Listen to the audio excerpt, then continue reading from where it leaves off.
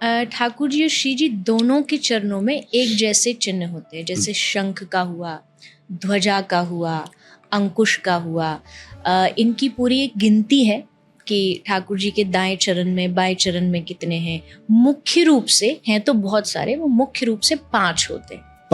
5 जैसे श्री जी के चरणों में शंख है, अंकुश है। अंकुश का भाव ये होता है कि जैसे कोई मदमस्त हाथी घूम रहा हो तो उसको एक महावत अंकुश रखता है, उसको लेकर के उसे खींचता है अपनी ओर।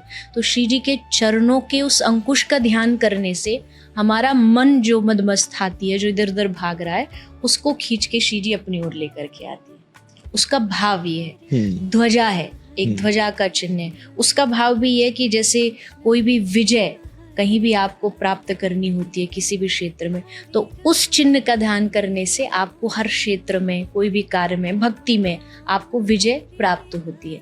तो ऐसे छोटे छोटे से भाव हैं। नित्य हमारी संप्रदाय भी जो है, और खासकर जो वैष्णव परंपरा कोई भी होगी, उसमें ये विधान होता है कि आपको नित्य उठ के ठाकुर जी के, श्री जी के इन चरणों का जो चिन्ह है उनका नित्य ध्यान करना पड़ता है। उससे आपकी जो भी मन की विकार, वासनाएं जो भी है, सब शांत हो जाती है। ठाकुर जी के, श्री जी के शरीर में सबसे सुंदर अगर कोई अंग है तो वो चरण है। उनका ज्यादा दर्शन भी कराया नहीं, जैसे बिहारी जी हो गए, बिहारी जी के चरण ढके रहते हैं, पता है ये पावर इतनी है कि झेल नहीं पाएगा, वोल्टेज बहुत है।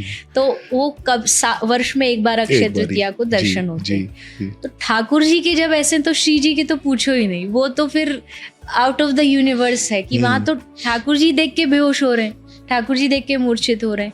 पर अगर फिर भी, जैसे आजकल टाइम ऐसा है कि सब कहीं ना कहीं चिंता में है, अशांति से भरे हुए हैं, डिप्रेशन में भरे हुए हैं, लेकिन एक बार श्री किशोरी जी के चरणों का अगर वो सुबह उठ के ध्यान कर ले, एक बार उनके चरणों को हृदय में बसा ले, उसके बाद कोई दुनिया की ताकत उसे हरा नहीं सकती।